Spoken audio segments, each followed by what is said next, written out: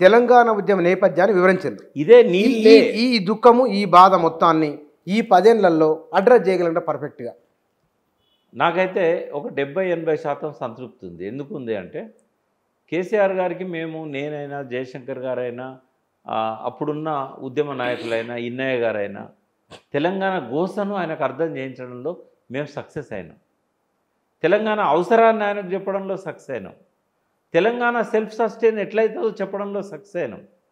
తెలంగాణ ఎట్లా వస్తుందో road map create చేయడంలో సక్సెస్ అయినాం. తెలంగాణ కోసం ఒక పార్టీని రూపకల్పన చేయడంలో మా బుర్రలు ఉన్నాయి. తెలంగాణ ఎజెండా మీదకి వచ్చిన తర్వాత కేసీఆర్ గారి మాటలతోని ప్రజల్లో కదలిక తీసుకురావడంలో మేము ప్రత్యక్ష సాక్షులం, భాగస్వాములం. అంచెలంచెలుగా ఎదిగిన తెలంగాణ ఉద్యమం అనేక ఆటుపోట్లకు గురైంది. ఇంకొకరితో కాకపోయేది. అది కేసీఆర్ కాకుండా మరో వ్యక్తి అక్కడ ఉంటే ఆ తెలంగాణ ఉద్యమం ఆ స్థాయికి చేరుతుందని మాత్రం నేను అనుకోను. ఎన్ని ప్రలోభాలు! ఆయనకు గవర్నర్ ఇస్తామని ఎన్డీఏ చంద్రబాబు నాయుడు కన్వీనర్ ఉండే అప్పుడు, ఎన్టీ రామారావు తర్వాత ఎన్డీఏ కన్వీనర్ చంద్రబాబు నాయుడు, దేవగౌడ ప్రధాని, వాజ్పేయి ప్రధాని, ఐకే గుజరాల్ ప్రధాని. ఆ టైంలో కేరళ గవర్నర్ ఇస్తాం, ఉప ముఖ్యమంత్రి ఇస్తాం, లేదంటే నువ్వు ఏ పోర్ట్ఫోలియో కావాలంటే ఆ పోర్ట్ఫోలియో ఇస్తాం, తెలుగుదేశంలో మళ్ళీ రమ్మని. ఆయన ఉపసభాపతిగా ఉన్నాడు కానీ పార్టీ పెడుతున్నాడు అనేది మెసేజ్ పోయింది. చాలా ప్రయత్నాలు జరిగినాయి. లాస్ట్కి ఏంటంటే కేసీఆర్ గారు దేనికి లొంగకుండా, సరే ఆయనకు ప్రేరణ ఎక్కడి నుంచి వచ్చింది అని అంటే తెలుగుదేశంలో అవమానం జరిగింది కాబట్టి ప్రేరణ అక్కడి నుంచే రావచ్చు.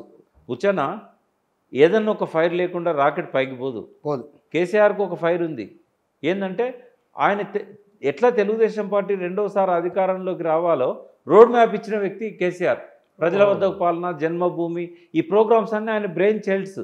ఇవన్నీ వాడుకొని మంత్రి పదవి ఇవ్వకుండా వదిలేస్తాడు చంద్రబాబు నాయుడు. అది ఆయనకి ఇచ్చిన ఫైర్. నాకెట్లా వచ్చింది ఫైర్? ఒక ఆంధ్ర మేజిస్ట్రేట్ నన్ను అవమానం చేసిండు. అవునా? దానివల్ల నేను సుప్రీంకోర్టు దాకా పోయి కంటెంప్ట్ ఆఫ్ కోర్టు ఎదుర్కొని హైకోర్టులో 3 నెలలు శిక్ష పడి బెయిల్ తీసుకొని జైలు పోకుండా కపిల్ సిబాల్ చేతుల నుంచి నేను బయటపడ్డా. సుప్రీంకోర్టులో 2003లో 7 ఏళ్ళు కొట్లాను నేను ఆ కేసు. అంటే ఒక ఆంధ్ర మేజిస్ట్రేట్ తెలంగాణలో ఎందుకు ఉండాలనేది జయశంకర్ గారి దగ్గర పోయి ఫస్ట్ నేను అడిగిన ప్రశ్న. అంటే తెలంగాణ వస్తే ఆంధ్ర మేజిస్ట్రేట్ ఉండరు, తెలంగాణ మేజిస్ట్రేట్ ఉండరు అని చెప్పాడు. సో అటువంటి వాళ్ళు ఉండొద్దని చెప్పి అట్లా ఫైర్ నాకు వచ్చింది, మీకు వచ్చింది. ఏది ఏమైనా కూడా కేసీఆర్ గారు ఫస్ట్ ప్రయారిటీ వాటర్కి ఇచ్చాడు. ఉద్యమకాలం అంతా కూడా జలసాధన ఉద్యమం ప్రపంచ చరిత్రలో 40 రోజుల పాటు ఒకే ఇష్యూ తీసుకొని నిరాటంకంగా ఒక ఉద్యమం జరిగిందంటే ఆ తెలంగాణ జలసాధన ఉద్యమం. అది నవంబర్ 25, 2002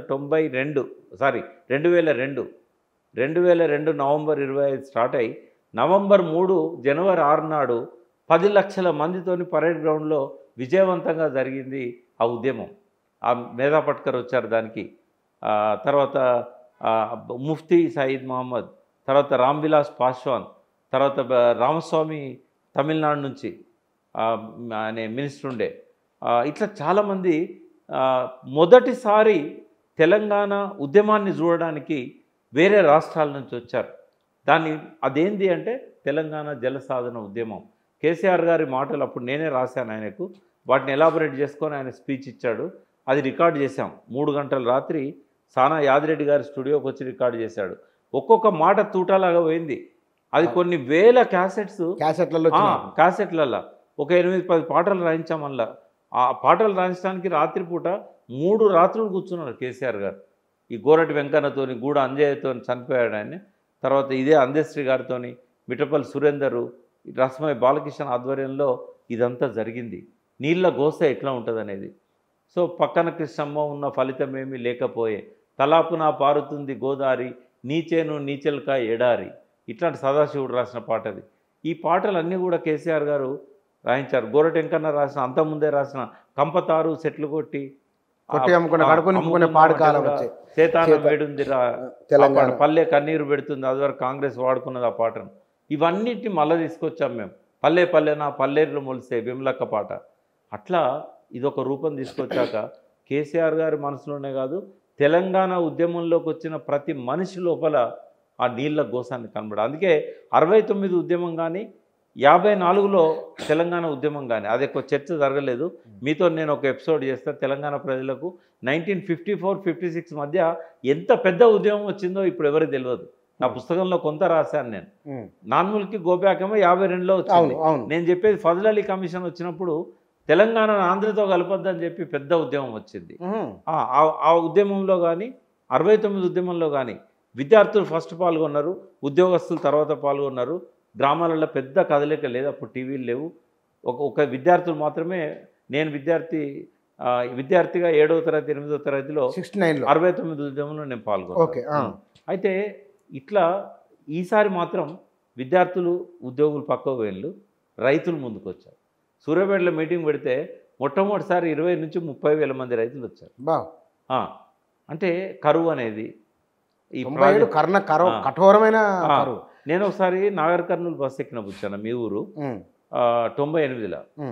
రైతు కూర్చున్నాడు నా పక్కన, ముసలాయనే. ఎట్లున్నాయో పంటలు అన్నా. ఏ కాలం అయితే లేదు కదా అన్నాడు. అంటే కాలం కాకపోతేనే పంటలు పండుతలేవా అన్న. మరి ఎట్లా పడితే వానలు పడింది, మా అంతా చెరువుల కింద కదా, వానలు పడింది ఎట్లా పడుతుంది అన్నాడు. కృష్ణానది ఎంత దూరం ఉంటుంది మీకు అన్న. ఎంత 3 మైళ్ళు ఉంటుంది అన్నాడు. మరి కృష్ణానదిలో నీళ్ళు పోతానే అన్న. పోతానే కదా, మరి నీ ఊరికి అవి రావా? నువ్వు మోటార్ పెడితే నీ పొలాలకు రావా అంటే పక్కన ఉంటే వస్తాయి, కానీ 3 కిలోమీటర్ల దూరంలో మా ఊరు ఉంది కదా, ఎట్లా వస్తాయి అంటే సర్కారు ఇంకా లిఫ్ట్ పెడితే రావా? వస్తాయి కానీ ఎవడు అడగాలి? మా నాయకులకు అంత సోయి ఉన్నదా? అంటే మహబూబ్నగర్ కానీ నల్గొండ కానీ ఏమనుకున్నారంటే కాలం అయితే లేదు, నీళ్ళు వస్తలేవు అనుకున్నారు. కానీ కేసీఆర్ వచ్చినాక గలగల గోదావరి తరలిపోతున్నది, బిరబిరా కృష్ణమ్మ పరుగులిడుతున్నది, వాటి మీద బ్యారేజీలు కట్టాలి, ఆ నీళ్ళని మనకి ఇవ్వాలి, ఎత్తు లేపాలి. ఈ వాదనకు బలం చేకూర్చింది కేసీఆర్. నరన జీర్ణించకపోయింది ఆయనకు.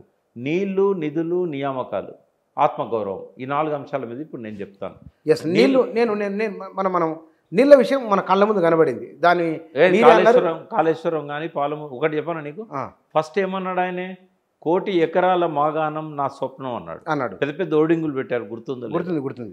లాస్ట్కి ఏమన్నాడంటే 1 కోటి ఎకరాలు కాదు, తెలంగాణలో పంట పండే ప్రతి భూమికి నీళ్ళు ఇస్తా అన్నాడు. 1,35,00,000 ఎకరాలకు నీళ్ళు ఎట్లు ఇవ్వాలనో ఆయన ముందర పెద్ద స్క్రీన్ ఉంటుంది, అంటే చాలా పెద్దది. ఇప్పుడు ఈ టీవీలు ఉంటాయి కదా, పెద్ద టీవీలు, వాటితో 10 రెట్లు ఉంటుంది అది. ఆ టీవీలల్లో ఆయన బాగా ఐటీలో పర్ఫెక్ట్ అయ్యండి ఆయన. ఈ మన అప్పుడు గూగుల్ ఎర్త్ ఉండేది, ఆ గూగుల్ ఎర్త్లో తెలంగాణను వేసుకొని మౌస్తోని ఎక్కడ లోయ ఉన్నది, ఎక్కడ ఎత్తు ఉన్నది, ఎప్పటి నుంచి తెలుసా ఇది? 2004 నుంచి. ఆయన కేంద్ర మంత్రి అయినప్పటి నుంచి పర్ఫెక్ట్ అయ్యిండు. ఇంజనీర్లకు కూడా తెలియదు ఎక్కడ వాగుంటుంది, ఎక్కడ ఒర్రి ఉంటుంది, ఏం తెలియదు. అట్లా పర్ఫెక్ట్ అయ్యి మైండ్లో బాగా జ్ఞాపక శక్తి ఉంటుంది. కేసీఆర్లో ఉన్న గొప్ప గుణం ఏంటంటే ఆయన ఏ ఊరికి పోయినా కూడా పేరు పెట్టి పలకరిస్తాడు. నేను అడిగిన ఒకసారి, సార్ మీరు ఒక 10,000 పేర్లు గుర్తుపెట్టుకుంటారా అన్న. సిద్దిపేట జిల్లా 10,000 ఉన్నాయా నా మైండ్లో, నువ్వు ఏ ఊరు తీసుకపో 10 మందిని నేను పేరు పెట్టి పిలుస్తా. తెలంగాణ మొత్తంలో 10,000 ఏంది, 50,000 మంది పేర్లు గుర్తుంటాయి నాకు అన్నాడు. ఒకటి మెమరీ పవర్. రెండవది ఏదైనా ఒక సమస్య పరిష్కారం వెతకడంలో మనం ఏదైనా ఆలోచించినప్పుడు ఒక 2 నిమిషాలు ఆలోచించగానే మన మైండ్లో వేరే థాట్ వస్తుంది. రోజుకు 60,000 ఆలోచనలు వస్తాయి కదా, అది ఏకాగ్రత ఉండదు మనకు. కానీ కేసీఆర్ నిమిషాలు, గంటలు, రోజులు ఒకటే దాని మీద ఆలోచిస్తూ ఉంటాడు. అట్లా ఆలోచించినప్పుడు అది స్పిరిచువల్ అంటాను నేను, అందుకే దాన్ని. అదొక మెడిటేషన్ చేసే వాళ్ళకే ఆ పవర్స్ వస్తాయి. సో ఆయన అట్లా చేయడం వల్ల చాలా సమస్యలకు ఆయన పరిష్కారం కనుగొన్నాడు. తెలంగాణలో ఏ ప్రాంతానికి ఎక్కడి నుంచి నీళ్ళు ఇవ్వాలి, ఈ రాజశేఖర రెడ్డికి ఆలోచన లేకపోవడం వల్ల ప్రాణహిత నుంచి చేవెళ్ళకు నీళ్ళు తీసుకొస్తా అన్నాడు. కేసీఆర్ ఏం చేసిండు, చేవెళ్ళ అనేది కృష్ణా బేసిన్లో ఉంది, హైదరాబాద్ అనేది కృష్ణా బేసిన్లో ఉంది, వాళ్ళకి కృష్ణా నీళ్ళే ఇవ్వాలి, గోదావరి నీళ్ళు ఎందుకు ఇవ్వాలి? ఒక బేసిన్ నుంచి ఇంకో బేసిన్కు నీళ్ళని తీసుకుపోవడం ఎందుకని చెప్పి మెటిక్యులస్గా చేవెళ్ళను కట్ చేసిండు. 3 లక్షల ఎకరాలకు కోడంగల్ దాకా పాలమూరు రంగారెడ్డి పథకం పెట్టారు. జూరాల నుంచి పాలమూరుకు నీళ్ళు ఇవ్వడానికి సర్వే చేశారు రాజశేఖర రెడ్డి పీరియడ్లో, కిరణ్ కుమార్ రెడ్డి పీరియడ్లో. కేసీఆర్ వచ్చి రీడిజైనింగ్ చేశాడు. జూరాల నుంచి వద్దు, కాళేశ్వరం నుంచి కావాలన్నాడు. ఎందుకన్నాడంటే జూరాల మీద నెట్టెంపాడుకు మనం 2 లక్షలు ఇవ్వాలి, భీమాకు 2,50,000 ఎకరాలు ఇవ్వాలి, జూరాలకు 1,01,000కి ఇవ్వాలి. అంటే ఈ 4.5 + 5.5 లక్షల ఎకరాలకు నీళ్ళు ఇవ్వాలంటే జూరాల కెపాసిటీ మనకు 11 TMCకి రిజర్వాయర్ పెట్టుకోవాలనుకున్నాం. రాయచూరు మునుగుతుంది. ఆల్రెడీ కంపెన్సేషన్ పే చేసాక కూడా రాయచూరు నీళ్లు పోతున్నాయి. అందుకని దాన్ని 8-9 టీఎంసీలకు తగ్గించుకున్నాం. ఈ ప్రవాహం నుంచే నీళ్ళు తీసుకోవాలి. అంటే జూరాల ఆయకట్టుకే 17 టీఎంసీల నీళ్ళు కావాలి, 17.84 దాని ఆయకట్టు.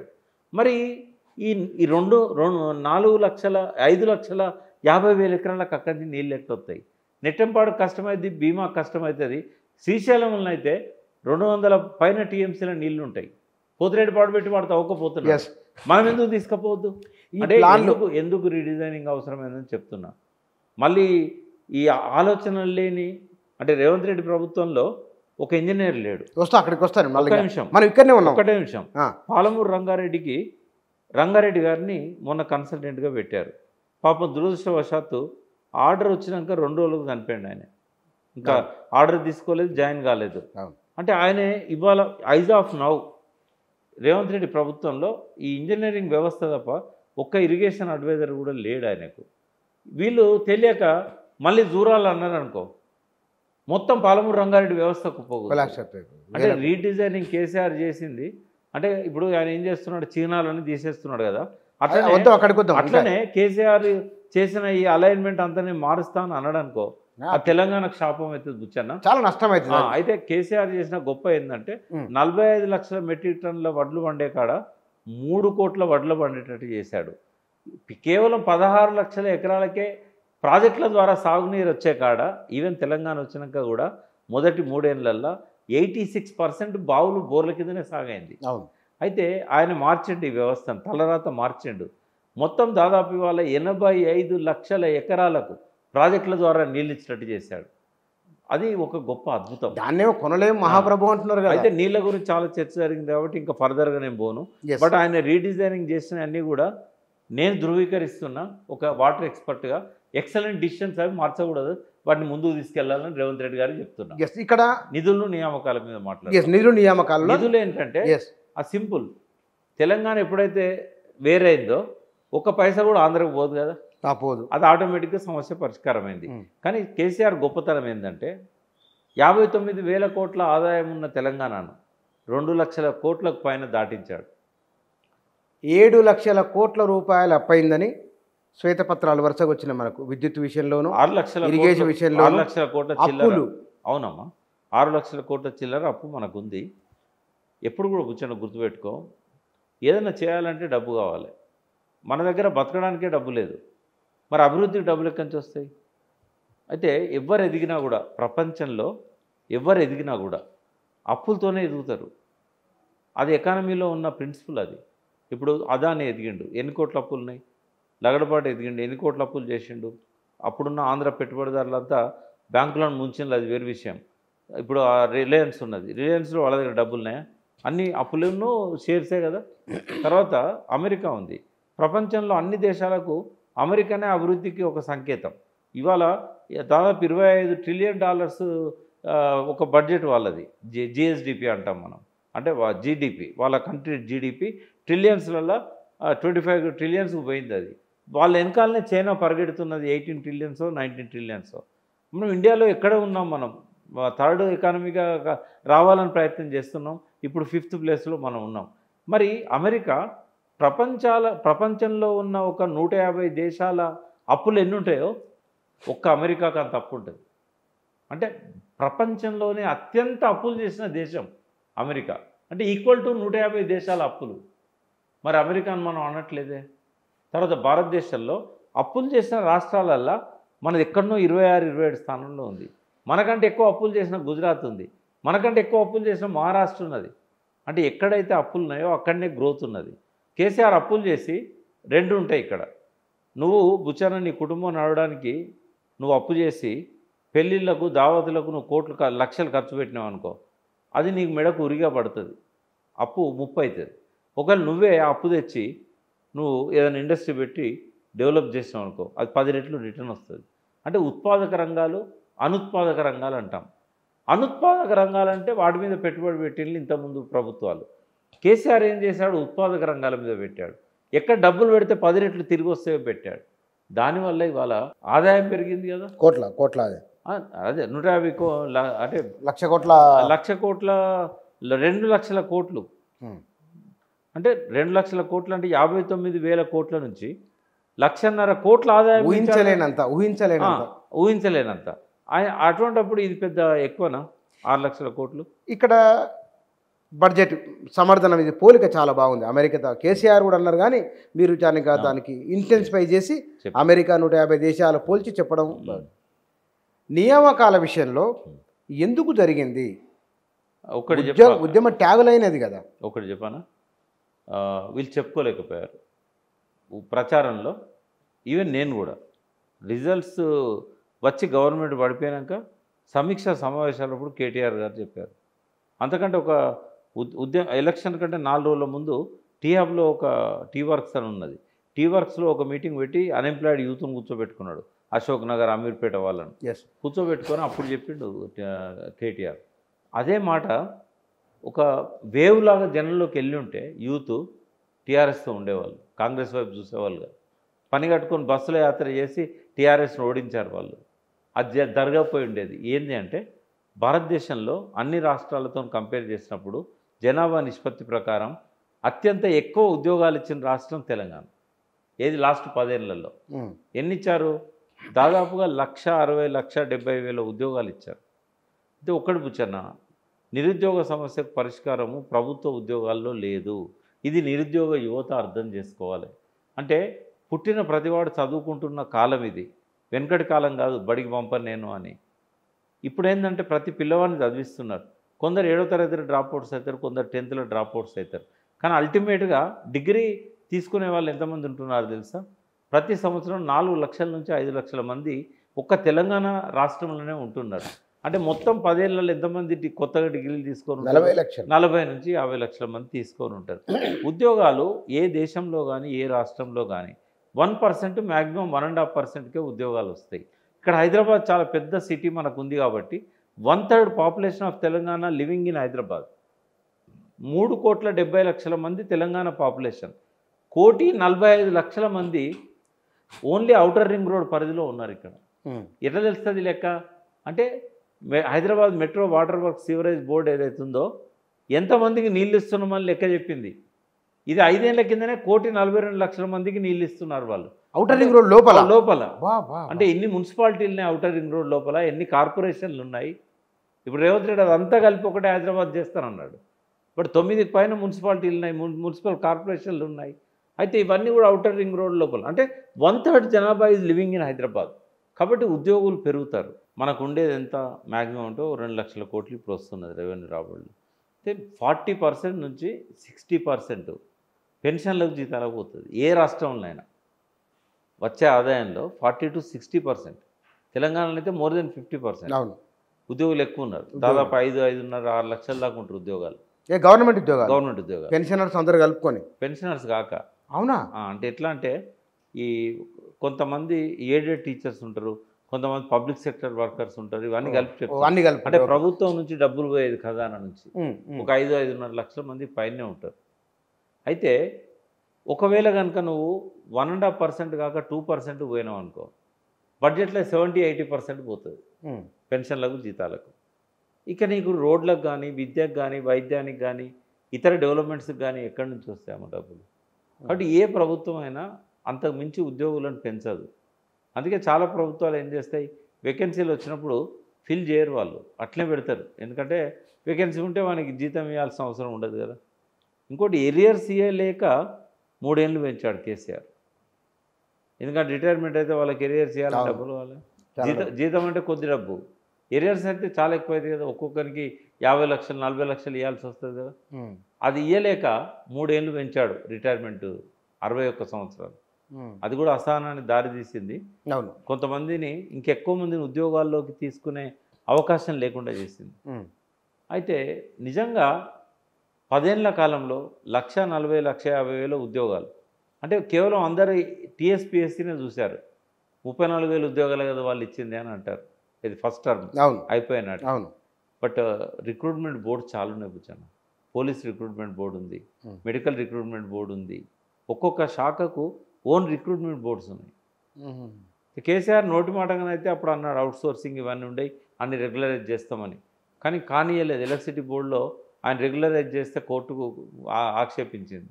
అప్పుడు ఏం చేశాడు, రెగ్యులరైజ్ చేయకుండా కోర్టు ఇవ్వలేదు కాబట్టి వాళ్ళందరినీ పే స్కేల్ ఈక్వల్ చేశాడు, జీతాలు పెంచాడు టెంపరీ వాళ్ళందరికీ. వాళ్ళ పర్మనెంట్ కాదు ఇప్పటికి కూడా. 22,000 మంది. అంటే ఇవన్నీ లెక్కలు చేస్తే సింగరేణి ఉంది, ఓన్ రిక్రూట్మెంట్, ఇవన్నీ టీఎస్పీఎస్ నుంచి కాలే. ఈ 1,60,000 మందికి ప్రత్యక్షంగా ఉద్యోగాలు ఇచ్చిన రాష్ట్రం భారతదేశంలో ఏది లేదు ఈ 10 ఏళ్లలో. అది నంబర్ 1. నంబర్ 2 ఏంటంటే, నేను లెక్కలేసిన 28 లక్షల మందికి ప్రైవేట్ ఉద్యోగాలు వచ్చినాయి. 28 లక్షల మందికి 10 ఏళ్లలో. అందులో నీకు ఐటీ సెక్టర్లనే 5.5 లక్షల మందికి వచ్చింది. 3.5 లక్షల మంది నుంచి 9.5 లక్షలకు పోయింది, 9 లక్షలకు పోయింది. అది ఏది ఐటీ సెక్టర్. 75,000 కోట్ల ఎగుమతుల నుంచి 2 లక్షల కోట్ల ఎగుమతిలో పోయింది కదా ఐటీ పరిశ్రమ. ఎంప్లాయీస్ కూడా 3.5 లక్షల మంది నుంచి 9.5 లక్షల అయినలు.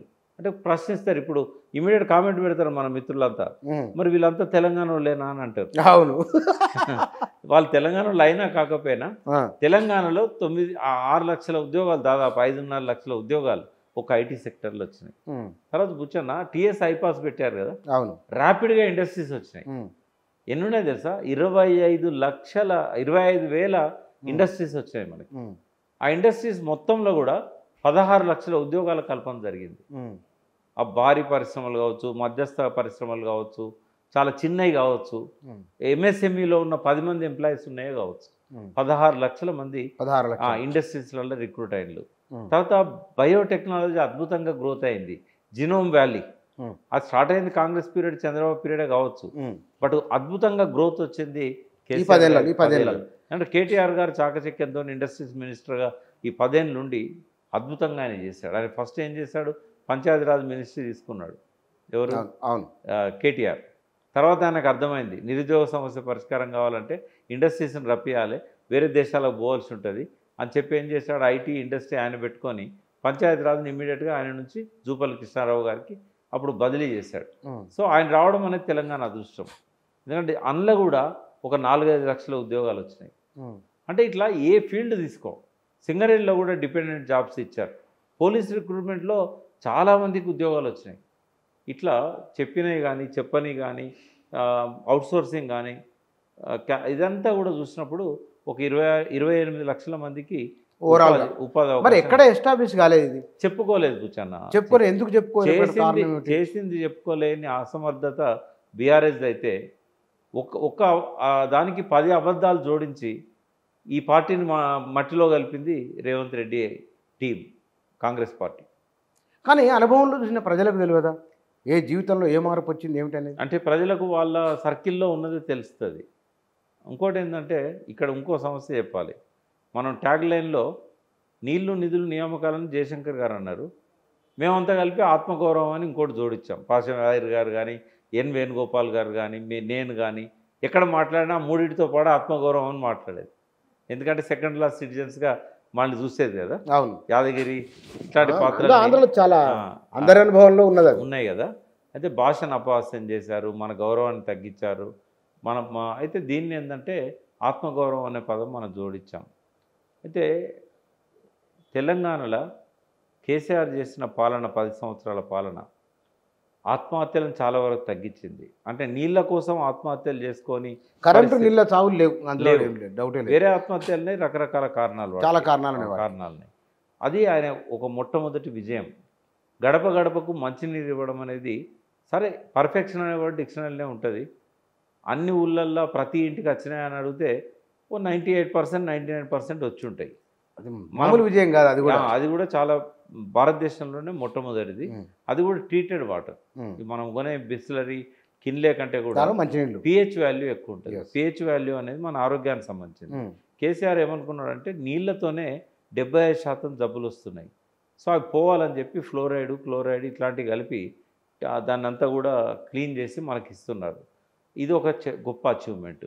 తర్వాత రైతును రాజుగా చూడాలన్న కేసీఆర్ స్వప్నం అర్ధాంతరంగా ఆగిపోయింది. ఆయన ఏమనుకున్నాడు? రైతుకి ఎన్ని కష్టాలు ఉన్నాయో అన్ని కష్టాలు తీర్చడంతో పాటుగా రైతే ధర నిర్ణయించే పరిస్థితి రావాలి. అంటూ ఒక ఇండస్ట్రియలిస్టు తను తయారు చేసిన ప్రోడక్ట్కు తను రేట్ డిసైడ్ చేస్తాడు, దాని మీద జిఎస్టీ కడతాడు. ప్రభుత్వం ఇంటర్వ్యూని కాదు, ఒక ఫార్మా విషయంలోనే ఒక్క పైసకు తయారయ్యేదాన్ని 400 రెట్లు దోచుకుంటున్నప్పుడు ప్రధానమంత్రి ఇన్వాల్వ్ అయ్యి ఆ రేట్లు అన్నింటినీ తగ్గించేసి ఇప్పటికి కూడా అలా మోసం జరుగుతూనే ఉన్నది. బట్ రైతుకు మాత్రం ఆ స్వేచ్ఛ లేదు. తను ధర నిర్ణయించుకునే స్థితిలో రైతు ఎప్పుడైతే వస్తాడో అప్పుడే రైతు రాజు అవుతాడు. కానీ అది ఇప్పటికీ లేదు. కేసీఆర్ గారు కొంత ప్రయత్నం చేశాడు. అయితే ఆయన అసంపూర్తిగా వదిలిపెట్టిన లక్ష్యం ఏంటంటే క్రాప్ కాలనీస్ అన్నాడు. ఒక మీ దగ్గర వనపర్తిలో కొంత మ్యాంగో అనే నిరంజన్ రెడ్డి సొంత ఇంట్రెస్ట్తోని ఓ 10,000 ఎకరాల మ్యాంగో గార్డెన్స్ అవి వచ్చినాయి. అయితే ఒక్కొక్క జోన్ను డివైడ్ చేశాడు క్రాప్ కాలనీస్కి. ఇప్పుడు రంగారెడ్డి జిల్లా ఉంది. రంగారెడ్డి జిల్లాలో చేవెళ్ళ ఈ చుట్టుపక్కల అంతా కూడా నీళ్లు లేక ఏం చేస్తారు తెలుసా బుచ్చన్న? ఆడ ఒక టీఎంసీతో 40,000 ఎకరాల పూలు పెంచుతారు. అవును, పూల తోటలు, మల్లె తోటలు, గులాబీ తోటలు, తర్వాత చిన్న చిన్న పండ్ల తోటలు, దానిమ్మ, బత్తాయి. వాటికి ఏంటంటే నీళ్లు తక్కువ అవసరం. అవును కదా. ఇంకా కొన్ని ఏరియాల్లో యూకలిప్టస్ పెంచి అమ్ముకుంటారు. అయితే ఆయన ఏం చేశాడు, ఎక్కడ లేబర్ సమస్య ఉంది, ఎక్కడ లేబరు పని దొరకకుంటున్నారు, ఎక్కడ నీళ్ళు ఉన్నాయి, ఎక్కడ రాళ్ళు ఉన్నాయి, ఎక్కడ ఏ జోన్ చేయాలి అని క్రాప్ కాలనీస్ అన్నీ కూడా ఆయన మైండ్లో దాన్ని ప్లాన్ చేసుకున్నాడు. తర్వాత రైతులకు పెట్టుబడి సాయం చేశాడు. కానీ దాన్ని ఇంకా స్ట్రీమ్ లైన్ చేయాలనుకున్నాడు. ఎవరికి ఇవ్వాలి, ఎవరికి ఇవ్వద్దు. అయితే ఎలక్షన్స్ వచ్చినప్పుడల్లా ఆయనకు అడ్డం పడేటోళ్ళు అన్నట్టు పార్టీ నాయకులంతా. సార్ ఇప్పుడు మీరు భూస్వాములకు కట్ చేసిండ్రు అనుకో, వాళ్ళకు పోయే డబ్బులు ఆగితే వాళ్ళు ఊర్లే మనకు ఓట్లు పడకుండా చేస్తారు. ఇంత లేదన్నా వాళ్ళ చేతిలో ఉంటుంది. మన పార్టీలో కూడా వాళ్ళంతా ఉన్నారు. సార్ వాళ్ళ డైరెక్ట్ ఎఫెక్ట్ అయితే సార్ మీరు తగ్గేయద్దు సార్. కొండలు గుట్టలు అంటే సార్ కొండలు గుట్టల్లో కూడా మనలో భూములు ఉన్నాయి సార్ అంటే ఇట్లా కొన్నిసార్లు వినేవాడు కాదు వాళ్ళ మాటలు. నేనే ఒకసారి ఇంజనీరింగ్ కాలేజీలు 171 కాలేజీలు అనుకుంటా, బహుశా నంబర్ 5-10 అటు ఇటు ఉండొచ్చు, ఒక్కటే పెన్ను సంతకంతో క్లోజ్ చేసిండు తెలుసా నీకు? నేను కూడా పోయినా, సార్ అలా మన ఎమ్మెల్యేలే ఉన్నాయి, మనం అవన్నీ తీసేస్తే ఎట్లా అంటే, నా సొంత కొడుకు ఇంజనీరింగ్ కాలేజ్ ఉన్నా నేను వినను, పిల్లలకి ఎడ్యుకేషన్ ఇస్తుండ్రా, వీళ్ళు ఏం చేస్తుండ్రు తమాషాలు, వ్యాపారం. 1 ఇయర్ వాళ్ళకి టైం ఇచ్చినాము, ఆడ లెక్చరర్లు ఉండరు, ఫ్యాకల్టీస్ ఉండరు, ఎవరు ఉండరు, ఫీజులు వసూలు చేస్తారు. రాజశేఖర రెడ్డి ఏదైతే కంపెన్సేషన్ పెట్టిండో ఫీజు రియంబర్స్మెంట్, అది పెద్ద ఉపాధి, కొంతమంది దానికోసమే ఇంజనీరింగ్ కాలేజీలు నడుతున్నాయన్నాడు. సార్ తెలంగాణలో లేదు సార్, బస్సు తెరువు పెట్టుకున్నారంటే నేను ప్రిన్సిపల్స్తో కాంప్రమైజ్ కాను ప్రకాష్, నువ్వు ఈ విషయంలో నన్ను అడగన్నాడు. చాలా ప్రిన్సిపల్ ఉన్నాడు చాలా విషయాలు. స్టార్టింగ్లో ఇది ఒత్తిళ్ళు బాగుండేది ఆయన మీద, అయినా కూడా తట్టుకొని అన్నీ చేశాడు. బట్ ఇక్కడ అసలు పాయింట్ ఏంటంటే నీళ్లు నిధులు నియామకాల వరకు ఆయన చేసిన దానిలో అంటే రైతులకు ఇందాక నేను చెప్తూ వచ్చినా కదా, క్రాప్ కాలనీ అసంపూర్తి అనేది ఉంది. రేవంత్ రెడ్డికి ఒక మంచి అవకాశం వచ్చింది. అంటే బంగారు తెలంగాణను చూడాలన్న కేసీఆర్ స్వప్నం అర్ధాంతరంగా ఆగిపోయింది కదా. ఆ స్వప్నాన్ని తన పద్ధతిలోనే ఆయన ముందుకు తీసుకెళ్ళి ఆ లక్ష్యాలు పూర్తి చేస్తే ఈ ఇద్దరు కలిసి తెలంగాణ అద్భుతంగా ప్రపంచ పటంలో నిలిపిన వాళ్ళు అవుతారు. ఆయనకు అవకాశం ఇచ్చిండు కేసీఆర్. ఇప్పటికీ చాలా ఉన్నాయి, ఇది ఒకటే కాదు, 2-3 చెప్పండి ఏమేమి ఉన్నాయి. నావిగేషన్కి అయితే మన స్టేట్ డబ్బులే అక్కర్లేదు, కేంద్రం ఇస్తున్నది. ఇది ఇప్పుడు కేసీఆర్ ఏం చేశాడు, అద్భుతంగా రిపోర్ట్స్ తయారు చేయించాడు. నావిగేషన్ ఇప్పుడు మంజీరా నది ఉంది, రైట్ ఫ్రమ్ సింగూరు దగ్గర నుంచి పడవలో శ్రీరామ్ సాగర్ దగ్గర రావచ్చు, సరుకులు తీసుకుపోవచ్చు. అంటే వాటికి ఏంటంటే ఇప్పుడున్న బ్యారేజీలు ఏవైతే ఉన్నాయో, మంజీరా బ్యారేజ్ కావచ్చు, గన్పూర్ ఆన్కట్ కావచ్చు, అక్కడ బైపాస్ చేసి లాక్స్ పెట్టాలి, గేట్లు పెట్టాలి. ఆ పడవ వచ్చినప్పుడు అది లేస్తుంది, మిగతా టైంలో నీళ్ళు ఆగుతాయి. ఈ సిస్టమ్ను మనం సూయజ్ కాలువ టైప్ అట్లా ధవళేశ్వరం దగ్గర ఉన్నది, ధవళేశ్వరం టైప్ బ్రిటిష్ వాళ్ళు ధవళేశ్వరం దగ్గర పెట్టారు. అవును. అయితే నిజాం స్వప్నం ఇది నావిగేషన్. ఎక్కడ బాసర దగ్గర నుంచి రాజమండ్రి దాకా మన తెలంగాణకు మన పోర్ట్ లేదు. అయితే బందర్ దాకా కృష్ణానదిలో మన సరుకులన్నీ కూడా తీసుకుపోయి ఎక్స్పోర్ట్ చేసేవాళ్ళు. అప్పుడు నారాయణసాగర్ లేదు, శ్రీశైలం లేదు, ఏ ప్రాబ్లం ఏం లేదు. అవును. అయితే మనకు పోర్టు లేదు, సముద్రం. ఒక చిన్న ఈ సందర్భం కూడా చెప్తా. గిరీష్ సంఘి గారు ఒకరోజు మేము పార్టీ పెడుతున్న క్రమంలో కేసీఆర్ గారిని పిలిచారు. నన్ను ఇన్నయ్య గారిని కేసీఆర్ ఎంట పెట్టుకొని పోయాడు. గిరీష్ సంఘి ఏమంటాడు తెలుసా, చంద్రశేఖరరావు గారు రాష్ట్ర ఆర్థిక ప్రగతికి పోర్టు చాలా ఇంపార్టెంట్, మనకు సముద్రం లేదు, ల్యాండ్ లాక్డ్ మనది, కాబట్టి ఒక్క మండలాన్ని కనుక కలుపుకుంటే ఉత్తరాంధ్ర మొత్తం మనం కలుపుకోవచ్చు. ఉత్తరాంధ్ర కూడా తెలంగాణ లాగానే బ్యాక్వర్డ్. విశాఖపట్నం పెద్ద సిటీ, విజయనగరం, శ్రీకాకుళం చాలా బ్యాక్వర్డ్. మనం ఒక రంపచోడవరం, ఎల్లవరం ఆ 2 నియోజకవర్గాలలో ఒక 2-3 మండలాలను కలుపుకుంటే మనకు మొత్తం ఉత్తరాంధ్ర దాకా లింక్. అవును, ఖమ్మం దాడితే అదేనా, చింతూరు దాటితే మనకు తూర్పు గోదావరి. అవును, అందులో రంపచోడవరం, ఎల్లవరం తాలూకాలు. అందులో ఒక 2 మండలాలు మనం కలుపుకుంటే సీలేరు ప్రాజెక్టు కూడా మనకు వస్తుంది. సీలేరు ప్రాజెక్టుతో పాటు ఉత్తరాంధ్ర మొత్తం మనకు వస్తుంది. వాళ్ళ గోస కూడా తీర్చినట్టు ఉంటుంది. చాలా గొప్ప ఆలోచన చేశాడు ఆయన. అయితే మనోళ్ళు అన్నారు కదా, ఈ సెంటిమెంట్, మనం సెంటిమెంట్తో పోతున్నాం, మళ్ళీ మనం ఉత్తరాంధ్రం కలుపుకుంటే ఒక సమస్య అవుతుంది, అదో సెంటిమెంట్. అయితే ఇట్లా మనకు సముద్రం లేదు కాబట్టి నావిగేషన్కి ఏర్పాటు చేశారు. కేసీఆర్ గారు ప్రణాళికలు తయారు చేయించారు. ఇప్పుడు గూగుల్లో కొట్టినా దొరుకుతుంది నీకు. మంజీరా నావిగేషన్ ప్లాన్ అంటే వాళ్ళు సబ్మిట్ చేసిన రిపోర్ట్ వస్తుంది. అట్లా ఒక నావిగేషన్ ఉంది, నావిగేషన్ అది వదిలిపెట్టండి, ఇంతవరకు కాలేదు. తర్వాత కాళేశ్వరము ఎట్లా వర్కౌట్ అవుతుంది అని ఒక ఎకరానికి 25,000 రూపాయలు, 45,000 రూపాయలు అని చెప్తున్నారు కదా.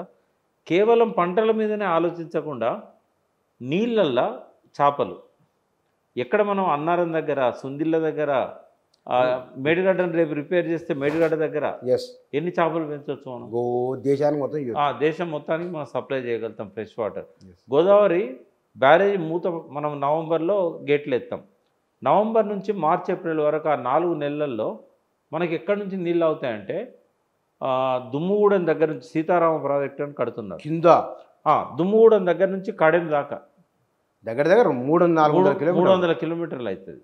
ఇంత దూరం మనం నీళ్ళు ఆపుకోవచ్చు. గోదావరి మొత్తాన్ని టూరిజం రిసార్ట్గా చేయొచ్చు. అది 300 కిలోమీటర్లు అద్భుతంగా ఉంటుంది. ఎక్కడ సిటీలో ఉన్న వాళ్ళకి అక్కడ టూరిజానికి, కరీంనగర్లో ఉన్న వాళ్ళు గోదావరి ఖండ దగ్గర పోతారు, ఇట్లా మెదక్లో ఉన్న వాళ్ళు మంజీరా దగ్గర పోతారు. అంటే ఎంటైర్ రివర్ స్ట్రెచర్ అంతా ఒక పక్క నావిగేషన్, ఒక పక్క చేపలు పెంచుడు, ఒక పక్క టూరిజం, 3 రకాల ఆదాయం. అద్భుతమైన ప్లాన్స్ తయారై ఉన్నాయి. రేవంత్ రెడ్డికి విషయం తెలియదు. ఇప్పుడు దాని మీద ఎంక్వైరీ చేసుకోవాలి ఆయన. ఈ రిపోర్ట్స్ అన్ని బయటికి తీయాలి. అంటే ముఖ్యమంత్రి దగ్గర ఏముంటుంది అంటే అడగంది చెప్పరు ఎవరు. ఆయన ఏది అడుగుతారో అదే చెప్తారు, ఎక్స్ట్రా చెప్పరు వాళ్ళు. చెప్పలే, భయం అవుతుంది కదా, చెప్పలేరు ఏమనుకుంటాడో అని. అయితే ఇవన్నీ కూడా బయటికి తీస్తే తెలంగాణలో కాళేశ్వరాన్ని వైబుల్ చేయగలుగుతాం మనం. అంటే వీటి మీద కూడా ఆదాయం వస్తుంది కదా. చెరువుల చేపలు అమ్ముకోవడం ద్వారా వచ్చే దానిలో మనకు ట్యాక్స్ వస్తుంది. ప్రభుత్వమే ఒక కార్పొరేషన్ పెట్టి ఎక్స్పోర్ట్ చేయొచ్చు. ఆ చేపను పచ్చడిగా మార్చి పచ్చడిని ఎక్స్పోర్ట్ చేయొచ్చు. తర్వాత ఆ నీళ్లతో టూరిజాన్ని డెవలప్ చేయొచ్చు. చాలా ఆదాయం వస్తుంది. టూరిజం గవర్నమెంట్ చేతుల్లో ఉంది. ఎన్నెన్నో దాని చుట్టూ చాలా. ఇప్పుడు ఇవన్నీ చేస్తేనే తెలంగాణ అనేది ఒక అద్భుతమైన తెలంగాణ అవుతుంది. ఇంకోటి ఏంటంటే ఉద్యమకారులను ఆయన ఉపయోగించుకోలేదని అనుకున్నాం కదా. సో ఇప్పటికైనా రేవంత్ రెడ్డి గారు ఆయన చుట్టూ చేరారు. ఇప్పుడు ఇది ఎందుకు వచ్చిందంటే తెలంగాణలో ఆ బానిస బతుకుల నుంచి ఒక ప్రేరణను కేసీఆర్ కలిగించాడు. ఏంటిది అది? ఆత్మగౌరవం. చాలా పెద్ద ఆత్మగౌరవం అనేది. అంటే తెలంగాణ రక్తంలోనే ఉంది బుచ్చన్న. మా మున్నూరు కాపులం దేన్నైనా భరిస్తాం, కానీ ఏమన్నా మాట అంటే పడం, పౌరుషం ఎక్కువ. ఇప్పుడు నేను ఆయన ఎమ్మెల్సీ ఇస్తానంటే నేను రిజెక్ట్ చేసిన, అందరు తిట్టిన నన్ను. అరే ఎంత కష్టపడితే వస్తుంది అది, గవర్నర్ కోటలో ఎమ్మెల్సీ ఇస్తానంటే నువ్వు వద్దంటావా, నువ్వు తీసుకోవద్దా అంటే ఎక్కడో కొద్దిగా నాకు ఈగో ఉండే. ఎట్లయితే ఏమున్నది, ఆత్మగౌరవం అనేది తెలంగాణలో అన్నం కంటే ముందున్న సమస్య అది. అవును, నువ్వు తిండి పెట్టినా కూడా తిండి లేకున్నా వాడు భరిస్తాడు. తెలంగాణ నేచర్లో ఉంది, ఆ రక్తంలో ఉంది. నిజాం వ్యతిరేక పోరాటం నుంచి ఇదంతా వచ్చింది మనకు. ఇప్పుడు అసలు కేసీఆర్ ఎందుకు ఓడిపోయాడు? అదే ఈ ఆత్మగౌరవ సమస్య రివర్స్ అయింది ఆయనకు. అంటే ఎట్లా అంటే ఏంటంటే ఒక 5 ఏళ్ల కాలంలో సెకండ్ టర్మ్లో ఈయన ఎవరిని దగ్గర రానియాడు, ఎవరితో మాట్లాడట. ఎమ్మెల్యేలు కూడా ప్రజల మధ్య పోయి చెప్పేటోళ్ళు, మాకు దొరుకుతాడని ఆయనకు చెప్తామనుకుంటే మీ సమస్యను ఆయనకు చెప్తే పరిష్కారం అవుతుంది. చాలాసార్లు ఎమ్మెల్యేలు నాయకులను, మండల స్థాయి నాయకులు, జిల్లా స్థాయి నాయకులను తీసుకొని ప్రగతి భవన్కి వచ్చి రిటర్న్ పోయేటోళ్ళు. అంటే ఎందుకు గెలవాడు? ఉద్యమ కాలంలోనేమో ఆయనే అపరిచితుడు సినిమాలో 2 పాత్రలు ఉంటాయి. ఉద్యమ కాలంలో కేసీఆర్ ఏంది, అందరినీ కలిసి ఎవడు రాని భోజనం పెట్టేది ఇంటికి, డైనింగ్ టేబుల్ మీద ఒక్కడి దినంగా ఎన్నడూ చూడలే నేను.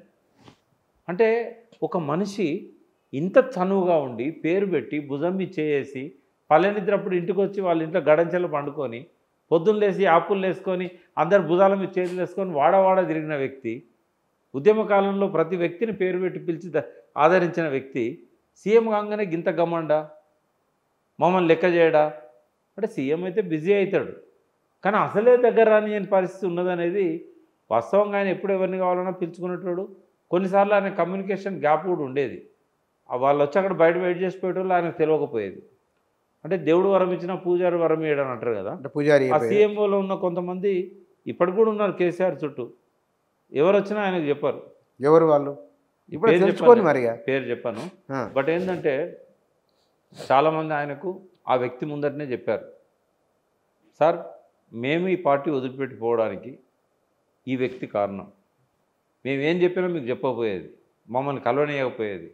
అంటే ఒక్కరు కాదు, ఇట్లాంటి వ్యక్తులు 5-6 ఉన్నారు అక్కడ. అంటే వాళ్ళకుండే ఇబ్బందులు వాళ్ళకుంటాయి బుచ్చన్న. ఎవరికి? 5-6కి. కేసీఆర్ గారు ఎప్పుడు మూడ్లో ఉంటాడు. ఆయన ఏదైనా ఆలోచించినప్పుడు మనల్ని మాట్లాడినాడు, మనం డిస్టర్బ్ చేయనీడు. ఒక డిఫరెంట్ క్యారెక్టర్ కేసీఆర్. ఇంతకుముందు చెప్పిన కదా నేను, ఒక ఆధ్యాత్మిక ఒక స్పిరిచువల్ లీడర్షిప్ అని. ఏదైనా కళ్ళు మూసుకొని కాలు ఒప్పుకుంటా ఆలోచిస్తూ ఉంటాడు. ఆయన డిస్టర్బ్ చేయాలంటే భయం ఎవరికైనా. మమ్మల్ని కూడా డిస్టర్బ్ చేయనీయకపోయేటాడు. ఇట్లా అనేటోడు. మా నోట్లోకి వెళ్ళి మాట ఏదైనా వస్తుంటే కళ్ళు మూసుకొని ఇట్లా అనేటోడు. అంటే ఆయన ఏదో ఆలోచిస్తున్నాడు, ఏదో మూడ్లో ఉన్నాడు, డిస్టర్బ్ చేయొద్దని మేము సైలెంట్గా ఉండేటోళ్ళం. ఎట్లా ఎంతసేపు ఉంటాడు? రోజుల కొద్ది ఉంటాడు. నీకు ఒకటి చెప్తే ఎగ్జాంపుల్, ఒకసారి సెంట్రల్ మినిస్టర్ వచ్చిండు, రమ్మంటేనే వచ్చిండు. సెక్రటరీలో కూర్చొని ఇంటికి పోయిండు. రమ్మన్నాడు, టైం ఇచ్చిండు, సార్కి అలా వీలు కాదని పంపించేసాడు. తర్వాత వేరు పార్టీల నాయకులను పంపించిండు, కమ్యూనిస్టు, బీజేపీ. ఎన్నోసార్లు పార్టీలో ఉన్న పెద్ద నాయకులను పంపించాడు. హోమ్ మినిస్టర్ గేట్ దాకపోతే లోపలికి రానియలేదు, ఆయన కింద ఉండే పోలీసులు. ఎందుకు? అదే మరి చాలా నెగిటివ్ అయింది, అది అనుమతి లేదని. ఈటల రాజేందర్ది పెద్ద ఇష్యూ అది. 8-9 మంది ఎమ్మెల్యేలను, అప్పుడు గంగుల కమలాకర్ ఎమ్మెల్యేనే, మంత్రి కాలే. ఆయన వాళ్ళందరినీ తీసుకొని కారులో పోతే గేట్లకు రానియలేదు. అది లోపల కాసేపు కూర్చొని పోతామే అంటే, సార్ కలవకపోయినా పర్లేదు, మా ఇజ్జత్ పోతుంది, లోపల పోయి కాసేపు కూర్చొని సార్ బిజీగా ఉన్నాడు కలవలేకపోయాడు అని చెప్తాము అంటే నో, పర్మిషన్ లేదు. నేను అడిగిన రాజేందర్ను, ఎందుకు ఇట్లా అయింది రాజేందర్ నీకు అని అన్నా. అంటే 2 ఇష్యూస్లలో నేను సార్ని హర్ట్ చేసిన. మొదటిది ఏంటంటే సఫాయి కార్మికులు, మున్సిపల్ వాళ్ళు ఎక్కడ చెత్తను అక్కడనే ఉంచి స్ట్రైక్ చేశారు. ఆ నాయకులను తీసుకొని పోయినా నేను సార్ని కల్పిద్దామని. కలిసిండు. అప్పుడు అందరు నాకు గేట్లు తీసిండ్రు, మినిస్టర్ని కాబట్టి, అప్పుడు ఫైనాన్స్ మినిస్టర్. సార్ దగ్గర తీసుకొని మాట్లాడించిన. ఆయన కోపం వచ్చింది. ఈయన నా ట్రేడ్ యూనియన్ లీడరా, ఈయన మంత్రా, ఎందుకు వీళ్ళని తీసుకొని వచ్చాడని చెప్పి ఆయనే నా మీద గరుగురు అన్నాడు. అప్పుడు అనలేదు, నేను పోయినాక అన్నాడు. నాకేమో ఈ విషయం తెలియలేదు. రెండోసారి నేను మళ్ళీ ఆర్టిస్ట్ కార్మికులు సమ్మె చేస్తా అంటే వాళ్ళని తీసుకొని పోయినా. పోతే రెండోసారి నేను పోయినాక వాళ్ళతో మాట్లాడండి, కానీ అందరికీ ఇన్స్ట్రక్షన్లు ఇచ్చిండట, ఇంకోసారి ఈటల రాజేందర్ లోపల రానియద్దని. ఇక చెప్పిండు బయటకు వచ్చినాక. ఎందుకంటే ఇక ఆయన బయటికి పంపిన పద్ధతి కూడా ఎవరికి నచ్చలేదు. కూర్చొన్న రాజేందర్ సైజ్ పెంచింది ఎవరు? కేసీఆర్. రాజేందర్ను సైజ్ తగ్గేయడానికి బయటికి పంపింది కేసీఆర్. హరీష్ రావుకు రాజేందర్కు మంత్రి పదవి ఇవ్వనందుకే 4 పార్లమెంట్ సీట్లు పోయినాయి. అదొక కారణం. జితేందర్ రెడ్డిని, వివేక్ను లాస్ట్ మినిట్ దాకా పెట్టుకొని నమ్మించి డిక్లేర్ చేసేటప్పుడు వాళ్ళ పేరు లేవు. అంటే చంద్రబాబు నాయుడు కేసీఆర్కు ఏ అవమానాన్ని అయితే ఇచ్చారో అదే అవమానాన్ని జితేందర్ రెడ్డికి ఇచ్చాడు, అదే అవమానాన్ని వివేక్కి ఇచ్చాడు, అదే అవమానాన్ని రాజేందర్కి ఇచ్చాడు, అదే అవమానాన్ని హరీష్కి ఇచ్చాడు. ఆ 6 నెలల టైంలో హరీష్కి ఏమన్నా ఫోన్ చేస్తే, అన్న దయచేసి ఫోన్ చేయకండి, ఫోన్ ట్యాపింగ్ అవుతుంది, మీ బతుకు కూడా ఆగమవుతుంది నాలాగా అని చెప్పేటాడు. ఆయన ఇంటి దగ్గర ఒక్కరు కూడా రాకపోయేది, ఎవరిని రానియలేదు. ఎందుకంటే మీరు నా దగ్గరకు వస్తే మీ లైఫ్ ఎక్కడ ఆగమవుతుందో అని. అంటే ఇవన్నీ ప్రజల్లో పోతాయి కదా, పోయినాయి. నిజంగా చెప్పాలంటే నేనైతే నెగటివ్ నుంచి తెలంగాణ ఉద్యమాన్ని లేపి టీఆర్ఎస్ పార్టీ ఏర్పడడానికి ఆయనతో చిరకాలం ఉన్నందుకు నేను కేసీఆర్ గారికి 51 మార్క్ ఇస్తే హరీష్ రావుకు 49% ఇస్తా. 100% వాళ్ళ నుంచే వచ్చింది అనుకుంటే.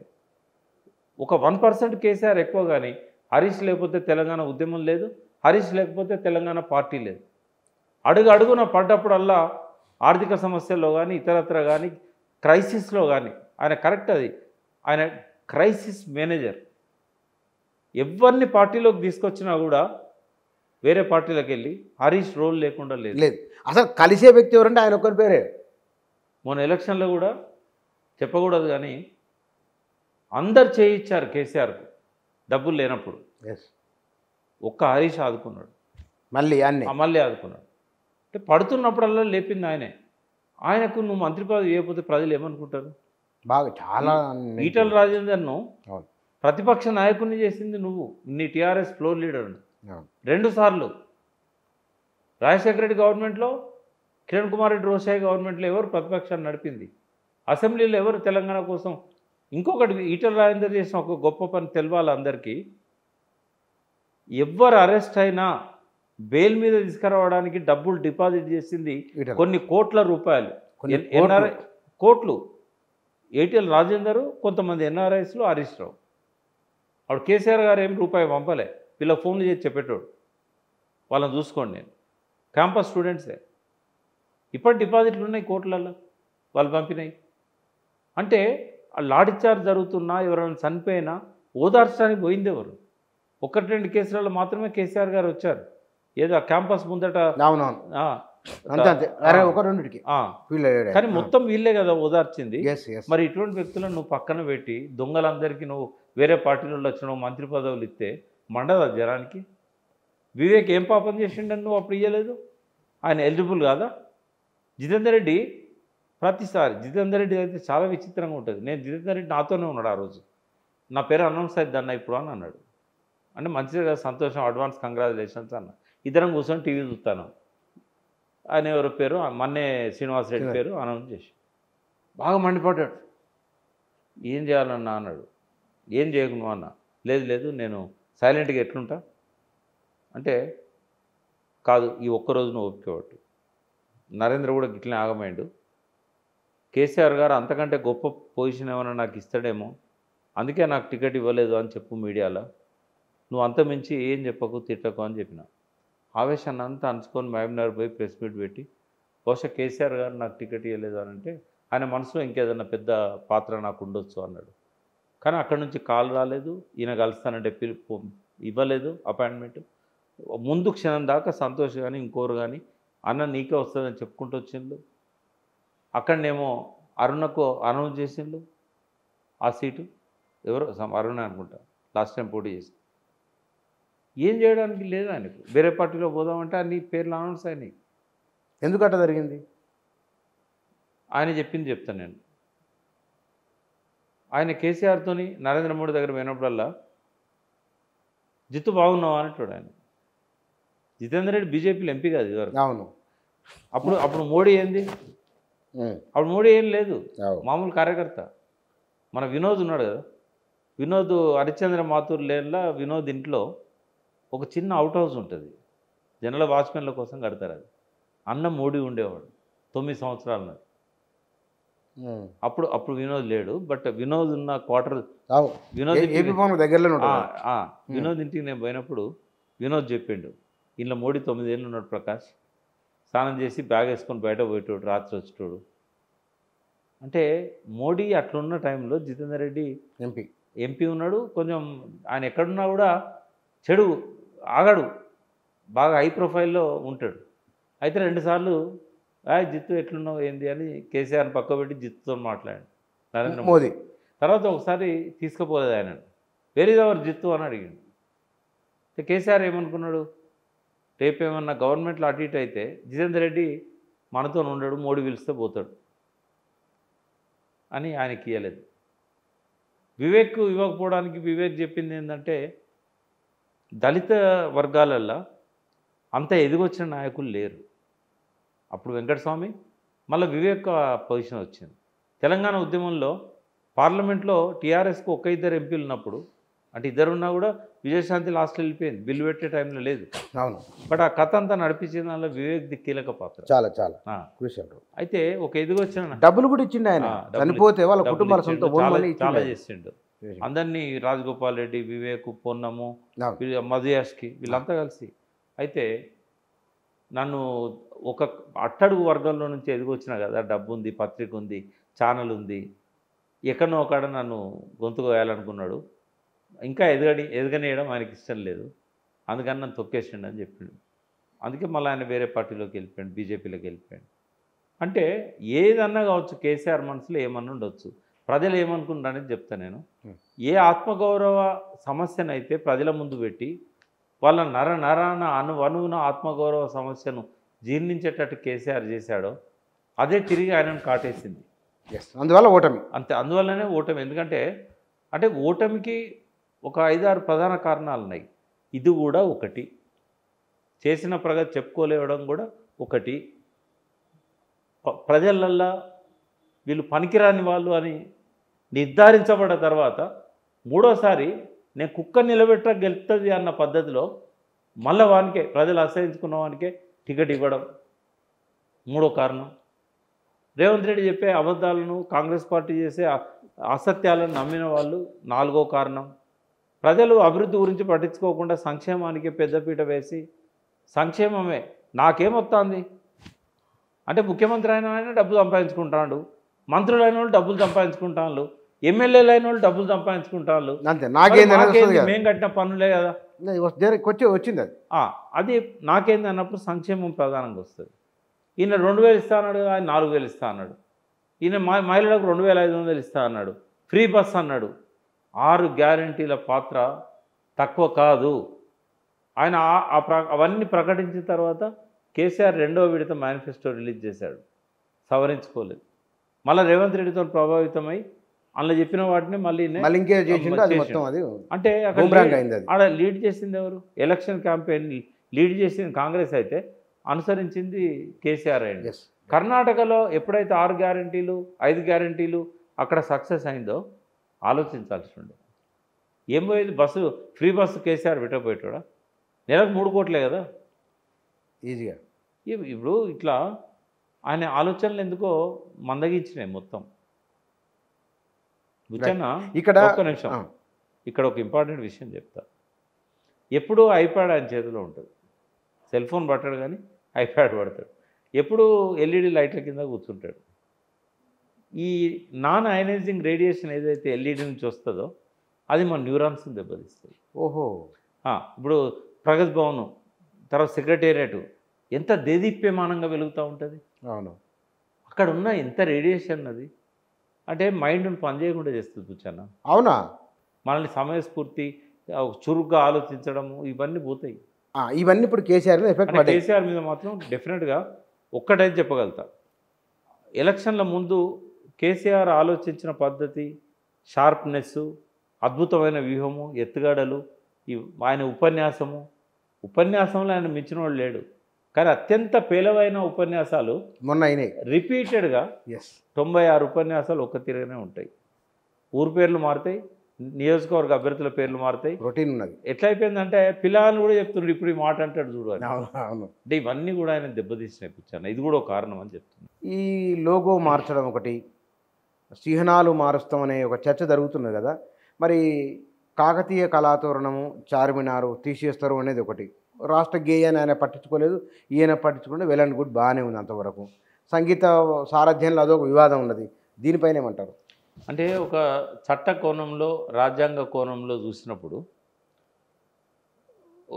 చట్టబద్ధంగా ఎన్నికైన ఒక ముఖ్యమంత్రి, ప్రభుత్వం, క్యాబినెట్ వాళ్ళు ఏ డిసిషన్ అయినా తీసుకోవచ్చు, వాళ్ళకి ఆ స్వేచ్ఛ ఉంది, తీయకూడదని లేదు.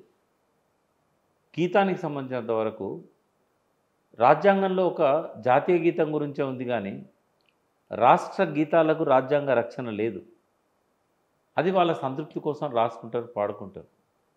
స్టేట్ సాంగ్ అని చెప్పుకుంటారు, స్టేట్ బర్డ్ అని చెప్పుకుంటారు, స్టేట్ ఫ్లవర్ అని చెప్పుకుంటారు. అవును. బట్ రాజ్యాంగంలో వీటికి ఏ రకమైన గుర్తింపు లేదు, రాష్ట్రాలకు రాజ్యాంగం లేదు.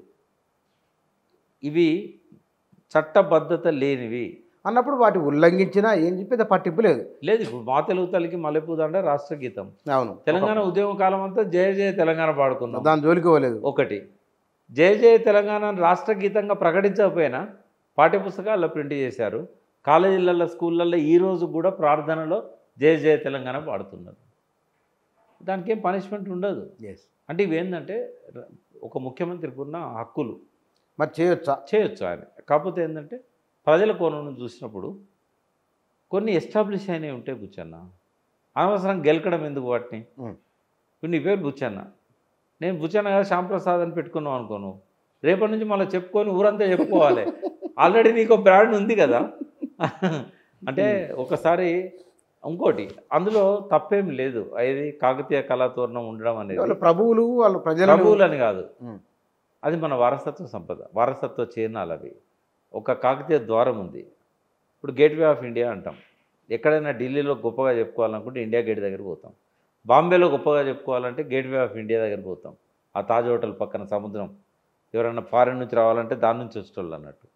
ఇవన్నీ రాజులు నిర్మించినా బ్రిటిష్ వాళ్ళు నిర్మించినా కూడా మన చారిత్రక సంపద కదా అది, దాన్ని ఎందుకు కలదనుకోవాలి? ఇప్పుడు ఒక పక్కనేమో కాకతీయ తోరణం వద్దంటావు, చార్మినార్ వద్దంటావు, కాకతీయ కళా ప్రబల కాంతిరేఖ రామప్ప అని దాంట్లో గోల్కొండ నవాబుల గొప్ప వెలుగే చార్మినార్, గంగా జమున తయాజీ ఉండాలన్న ఉద్దేశంతో కుతుబ్ షాహీలు ఒక మంచి కారణం ఉంది. ప్లేగు వ్యాధి వచ్చినప్పుడు అందరు చనిపోతూ ఉంటే అది నివారించడం కోసం ఆయనకు వచ్చిన ఆలోచన చార్మినార్. 400 సంవత్సరాలుగా తెలంగాణకు ఐకాన్గా ఉన్నదాన్ని నువ్వు 5 ఏళ్ళు పరిపాలన చేస్తావు, 10 ఏళ్ళు చేస్తావు, మార్చుడు ఎందుకు? ఎస్టాబ్లిష్ అయింది కదా. నేను ఒక ఛానల్లో చెప్పిన, రేవంత్ రెడ్డి పొరపాటున ప్రధానమంత్రి పదవి ఇస్తే ఆ 4 సింహాలను తీసి పడేస్తాడని చెప్పి. అవి ఇప్పటికి కాదు కదా, అశోకుని కాలం నాటి కాదు. అశోక చక్రం తీసేస్తాడు. ఇది మ్యాప్లో ఉండేది ఏంటిది? భారతదేశ జెండాలో నీలి రంగులు 24 చక్రం అశోక చక్రం ఉంటుంది. రేవంత్ రెడ్డి పొరపాటున ప్రధానమంత్రి అయితే ఏం చేస్తాడు? అశోక చక్రం తీస్తాడు. ఎందుకంటే ఇది రాజులది అంటాడు, ఇది ఫ్యూడల్ చిహ్నం అంటాడు. ఈ 4 సింహాలను కూడా తీసి పడేస్తాడు. అంటే ఇటువంటి నా దృష్టిలో అల్పులు చేసే పనులు. రేవంత్ రెడ్డిని ముఖ్యమంత్రిని నేను గౌరవిస్తా, ఆ స్థానానికి గౌరవం ఇవ్వాలి. రేవంత్ రెడ్డి వల్ల ముఖ్యమంత్రి పీఠానికే ఒక గొప్ప పేరు రావాలనుకుంటా తెలంగాణ ప్రజల్లో ఒకనిగా. ప్రజలందరూ గెలిపించారు కదా, అక్కడ పోయి నువ్వు అల్పమైన ఆలోచనలు చేయడం కరెక్ట్ అయిద్దా? నీకు హక్కు ఉంది, ముఖ్యమంత్రిగా నువ్వు ఏదైనా పెట్టవచ్చు.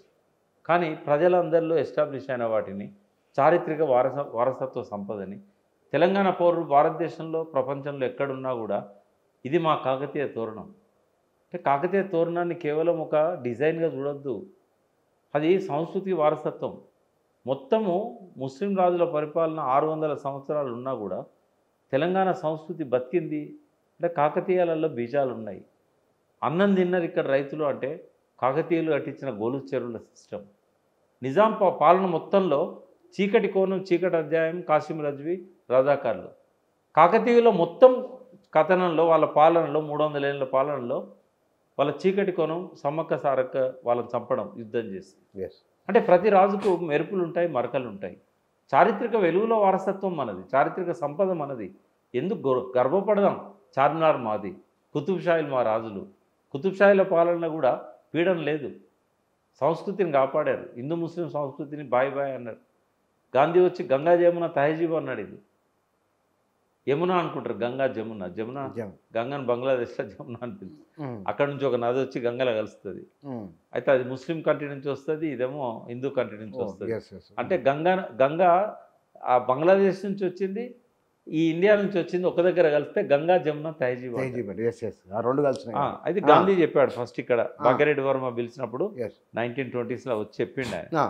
అంటే అటువంటి సంస్కృతి చిహ్నమైన వాటిని మార్చడం అనేది నెహ్రూనా గాంధీనా? గాంధీ వచ్చాడు ఇక్కడ భాగ్యరెడ్డి వర్మ. అయితే ఆ చిహ్నాన్ని తొలగించడాన్ని ప్రజలు జీర్ణించుకోరు. ఇంకోటి టీఆర్ఎస్కి ఒక ఊపిరి పోసినట్టు మళ్ళీ ఒక కార్యక్రమం ఇచ్చినట్టు. ఇవాళ నమస్తే తెలంగాణ పత్రిక మొత్తం కాకతీయ కళాతోరణంతోనే ఉంది. పేరు మధ్యలో వేసి పెట్టేసి అంటే ఒక వెపన్ ఇస్తున్నావు కదా, అవసరమా? గెలకాల్సిన అవసరం ఉందా? ప్రజలు వాడుకున్నారు. ఇవాళ నువ్వు ఏ మార్పులు చేయి, కాకతీయ కళాప్రభల కాంతిరేఖ రామప్ప, గోల్కొండ నవాబుల గొప్ప వెలుగే చార్మినార్ నువ్వు ఇలా తీసేస్తావు పాటల అందరితో అని చెప్పి ఇంకో మాట రాయిస్తావు. ప్రజలు వాడతారా? అది నరణ జీర్ణించకపోయింది, అణువులో ఉంది ఆ పాట. జాతీయ రాష్ట్ర గీతంగా కేసీఆర్ ప్రకటించకపోయినా కూడా ఇప్పటికీ లక్షలాది మంది విద్యార్థులు పాడుకుంటున్నారు ఆ పాట. అవునవును, ఎస్టాబ్లిష్ అయిపోయింది. నువ్వు మార్పులు చేస్తే దానికి శాంక్టిటీ వస్తుందా? అంటే ప్రజల హృదయాల్లో ఉన్న వాటిని మార్చాలనుకోవడం మూర్ఖత్వం, అల్పత్వం. ఒకటి. రెండో వివాదం ఏంటంటే కీరవాణితో సంగీతం పెట్టించారు. వ్యక్తిగతంగా నేను అటువంటి వాటిని పట్టించుకోను. ఎందుకు అంటే కళాకారునికి, నటునికి ఎల్లలు ఉండవు, ప్రాంతాలు ఉండవు, కులం ఉండదు, మతం ఉండదు, జాతి ఉండదు. మైకేల్ జాక్సన్ ఎక్కడోడని చెప్పి మనం అందరం ఆరాధన. అవును అవును. కళను కళలాగా చూడాలి తప్ప కళను ప్రాంతంతో ముడిపెట్టద్దు. మరి తెలంగాణ ఉద్యమం మహోద్యమంగా నడుస్తున్నప్పుడు ఆ పాట పాడించాలని చెప్పి రసమై బాలకృష్ణ ఎవరి దగ్గర పోయిండు? ఎస్పి బాలసుబ్రహ్మణ్యం దగ్గర పోయిండు. ఆయన పాడితే గొప్పగా ఉంటుంది, నోటెడ్ సింగర్ కదా, ఆయనను మించిన వాడు లేడు కదా ఆ రోజుల్లో, ఇండియాలోనే లేడు కదా. ఆయన పాడాలని చెప్పి ఆయన దగ్గర తీసుకుపోయాడు. ఆయన ఏమన్నాడు? ఈ లాస్ట్ లైన్ తీసే బాలకృష్ణ అన్నాడు, స్వరాష్ట్రమై తెలంగాణ. నేను తీయను అన్నాడు, నేను పాడను అన్నాడు ఆయన. నువ్వు ఆ లైన్ తీస్తే నేను పాడతా, ఎందుకంటే ఆయన సపరేటిస్ట్ కాదు, తెలంగాణను సపోర్ట్ చేయలే, కలిసి ఉండాలి తెలుగు వాళ్ళు అన్నాడు ఆయన. అందుకని ఆయన ఒప్పుకోలే. మళ్ళీ ఎవరి దగ్గర పోయాడు? రామకృష్ణ దగ్గర పోయాడు. రామకృష్ణ ఘంటసాల వాయిస్ ఉంటుంది ఆయనకు. ఆయన ఎవరు? ఆంధ్ర కదా, పాడించిండా లేదా బాలకృష్ణ? మరి ఉద్యమకాలంలో ఎవరు ఆబ్జెక్షన్ చేయలేదు రామకృష్ణ పాట పాడితే? అందశ్రీకి ఏంటంటే కీరవాణి ఆయన ఆస్కార్ అవార్డు వచ్చినా రాకున్నా, ఆయన ఆస్కార్ అవార్డు రాకముందు నుంచి కూడా కీరవాణితో పాడి అది మ్యూజిక్ చేయించాలి, కంపోజ్ చేయించాలనేది అందశ్రీకి ఉన్న. కీరవాణి అన్నాడు తెలంగాణ వ్యతిరేకించాలి ఆయన. కళాకారులకు ఎందుకు ఉంటుంది చెప్పు? ఒకరు సినిమా వాళ్ళు వ్యతిరేకించారు. 69 ఉద్యమంలో కృష్ణ నాగేశ్వరరావు 69 వేసుకున్నారు. 69 ఉద్యమంలో అది. అవునవును వ్యతిరేక. మళ్ళీ వాళ్ళే జయాంధ్ర అన్నారు తెలుసా నీకు? అవును, నా దగ్గర అడ్వర్టైజ్మెంట్లు ఉన్నాయి. 69లో తెలంగాణ సపరేట్ చేయడానికి వ్యతిరేకించి పానగాల్ పార్క్లో నిరాహార దీక్షలు చేశారు వీళ్ళు. ఎక్కడ? చెన్నైలో. అదే 73లో జయాంధ్ర ఉద్యమం వచ్చినప్పుడు మా ఆంధ్ర మాకేయండి, తెలంగాణ ఇవ్వండి అని చెప్పింది మళ్ళీ ఇదే నటులు. ఈ నటులు మామూలు నటులు. 97 తర్వాత వచ్చిన మలిదశ ఉద్యమంలో నటులు ఎవరు కూడా బహిరంగంగా వాళ్ళ ప్రకటనలు చేయలే. పోసాని కృష్ణమూర్తి లాంటి వాళ్ళు తెలంగాణ కోసం గట్టిగా నిలబడ్డారు. ప్రాంతాలు వేరైనా కూడా అందరూ తెలంగాణ నిజమే అతను నిలబడ్డారు. సో ఇది ఏంటంటే కొంచెం ఇబ్బంది పెట్టింది ఎవరికి? సంగీత ప్రియులకు. ఎవరు? మన తెలంగాణలో ఈ సంగీత దర్శకుల సంఘం ఒకటి ఉంది కదా, సినిమా సంఘం ఒకటి ఉంది కదా. తెలంగాణ వచ్చినాక కూడా తెలంగాణ ఆత్మగౌరవ చిహ్నమైన ఆ పాట అది ఆంధ్ర కంపోజర్ మ్యూజిక్ కంపోజింగ్ చేయించాల్సిన అవసరం ఎందుకు కీరవాణితో అనేది. కీరవాణి మీద మాకు గౌరవం ఉందని చెప్పుకుంటేనే ఈ తెలంగాణలో లేరా? అయితే ఎక్కడ ఇది రెచ్చగొట్టబడదంటే ప్రేమరాజు ఒక ఫోన్లో అందశ్రీతో మాట్లాడేటప్పుడు అందశ్రీ మాట్లాడిన మాటల వల్ల ఇది ఒక ఇష్యూగా వచ్చింది. అది ఇప్పుడు ఏం చేయలేము మనం, ఎందుకంటే నిన్ననే మొత్తము అదంతా అయిపోయింది. అయితే ఇక్కడ నేను ఒకటి ఏమంటా అంటే, సరే మనోభావాలు గాయపడ్డా కూడా మనం దాన్ని వెల్కమ్ చేద్దాం. ఎందుకు అనంటే డిసిషన్ తీసుకోకముందే మనం ఏదైనా చెప్పుంటే బాగుండేది. రెండవది, అది రేవంత్ రెడ్డి తీసుకున్న డిసిషన్ కాదనేది అందశ్రీ ప్రకటించాడు, ముఖ్యమంత్రి కూడా ప్రకటించాడు. ఇది తన ఇష్టపూర్వకంగా ఏడాది నుంచి అనుకుంటున్నది. ఏడాది కింద రేవంత్ రెడ్డి లేడు, ప్రభుత్వం లేదు. అయితే ఆ రచయితకు పూర్తి ఫ్రీడమ్ ఇచ్చాడు. నువ్వు ఎవరిష్టమో వాళ్ళకి, దానికి ఎవరేం చేసేది లేదు. ఒకసారి ఆయన వచ్చిన తర్వాత ఆయన మనసును గాయపరచడం ఎందుకు? నేను ఛానల్లో చెప్పిన, నేను ఒకవేళ ఆ పాట కనుక కంప్లీట్ కాకపోతే కీరవాణి తనంతట తను తప్పుకుంటే బెటర్ అని చెప్పాను. బట్ ఇప్పుడు ఆ పరిస్థితి కూడా లేదు. ఎప్పుడు మన చేతిలో లేని దాని గురించి ఆలోచించడం, వివాదాలు చేయడం మూర్ఖత్వం అవుతుంది.